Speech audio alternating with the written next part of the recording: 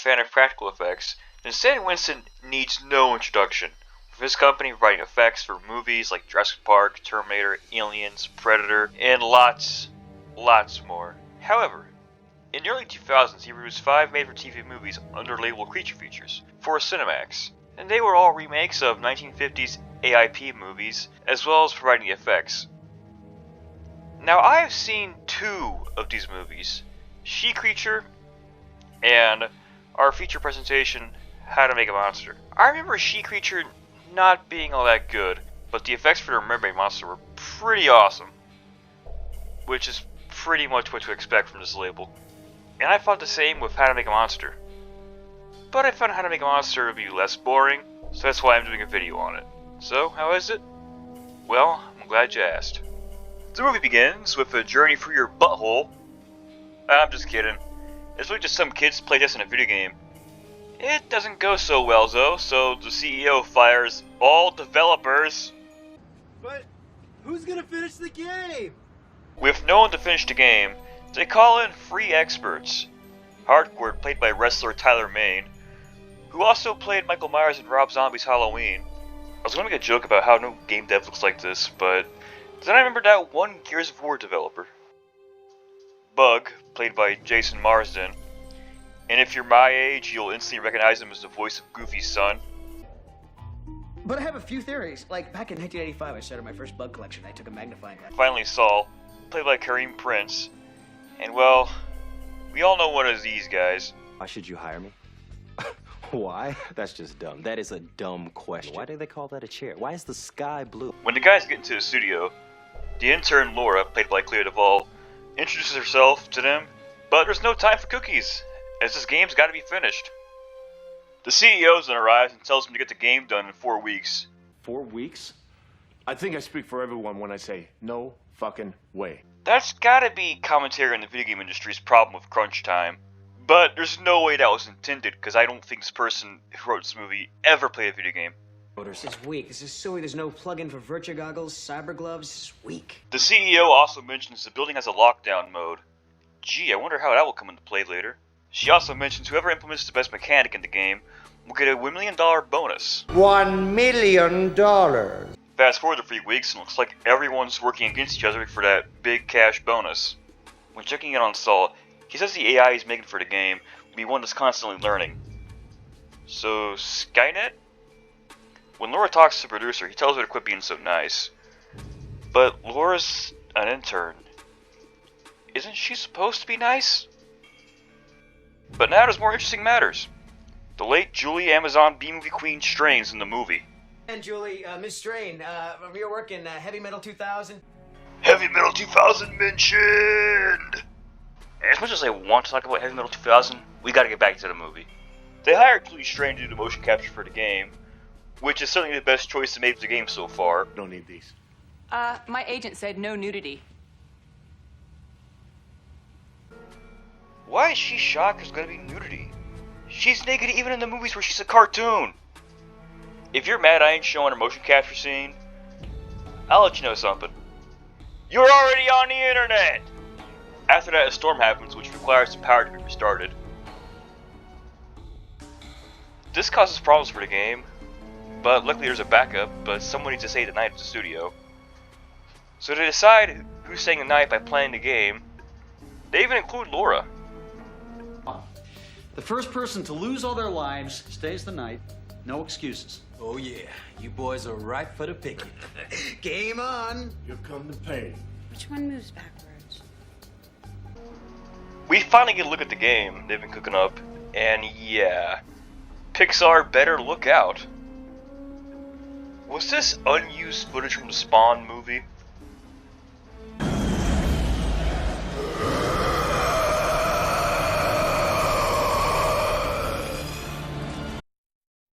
Oh hey, it's Pikachu!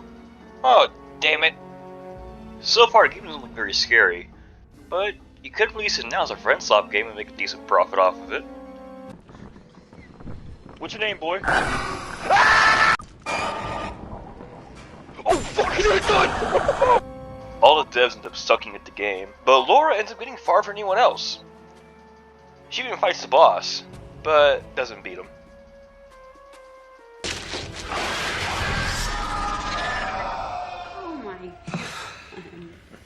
That is scary. Not bad, guys. After that, Laura has dinner with the producer, and he really tries to hammer into Laura that she should not be a nice person. You can probably guess what Laura's character arc is going to be. Cutting back to Saul, who's sitting overnight to work on the game, he finds out the AI he made is actually finishing the game. Well, I say work, but he's just playing the game, not working on it. However, the motion capture suit comes to life. And because movie trope, Saul dies first. Are you guys going trick-or-treating? Impressive. Most. Are you going cocksucking?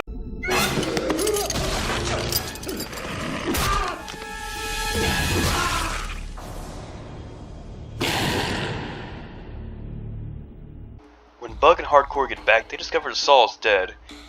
Instead of getting out of there and calling the police like they should, Hardcore convinces Bug they should stay and hide the body, so they can continue working on the game for that big cash bonus. While Bug distracts Laura and the producer, Hardcore checks security footage only to find out the motion capture suit killed Saul. But now a new question has popped up. Where did Saul's body go?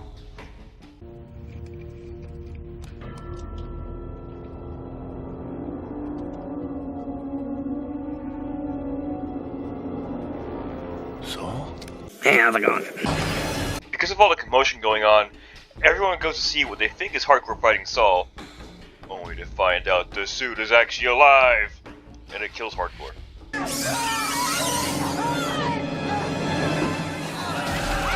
Fatality.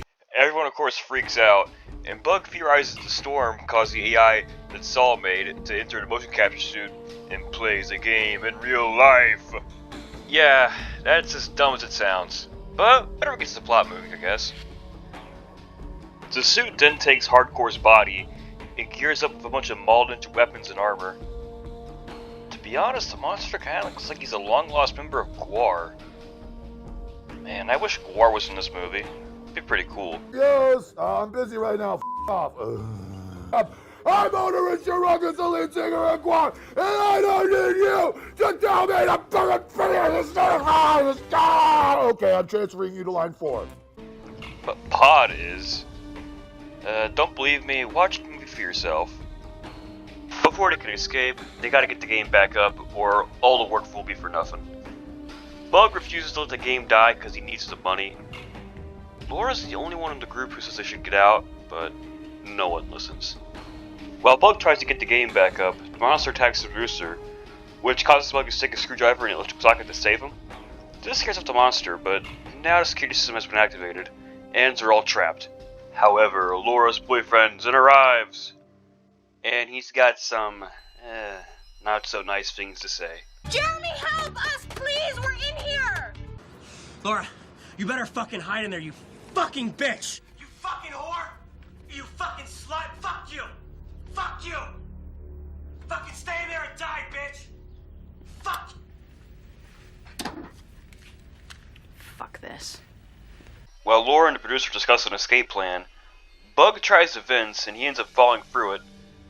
He hears some lines of dialogue he made for the game, but this time, they respond back.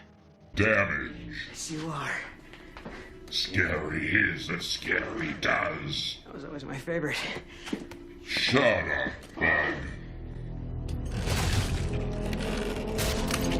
Come on, couldn't they give the monster some video game lines? Hadouken! Do a barrel roll. Do you know who ate all the donuts? Would you please sign my petition? While the monster tries to kill Bug, a gas leak is started, which Bug then decides to blow himself up to kill the monster. Definite, baby. After that, Laura and the producer find Bug dead, which no surprise, but he's surprisingly intact for a guy who's in the middle of an explosion. However, they're not out of here just yet, because the monster's still alive! But Laura makes an important discovery. That hurting the monster in the video game hurts the monster in real life. Ah! He gets hurt as well as in real life. Oh well, wonder what this button does. After learning that beating the game will kill the monster, Laura tries that, but she fails. After that, the producer then leaves, and she's attacked by the monster, but he lets her live for some reason. When she gets back up, she discovers it was the producer who sabotaged the game and has the backup. And he plans to sell it to a rival company. They talk and whatever, but she just ends up shooting him in the leg, and then the monster kills him, Predator style. Or should I say Sub-Zero style, because, you know, video games? Whatever. Laura puts on the VR headset. Oh, come on. This is the early 2000s. All that headset's going to show is something like this. During the fight, the monster gets the upper hand, but Laura gets the idea to break the fish tank, which takes up the monster. Oh, water, my only weakness.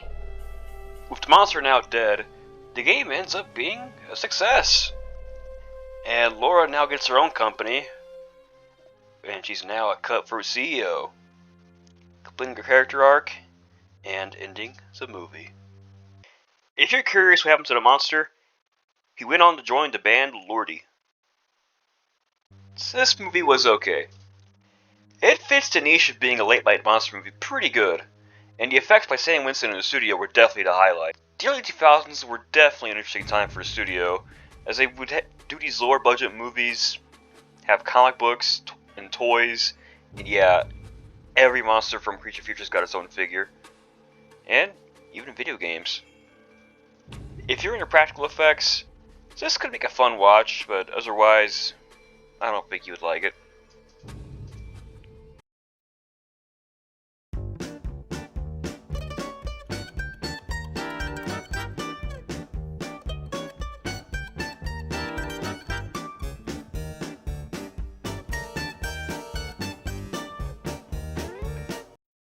One day, Heavy Metal 2000. One day.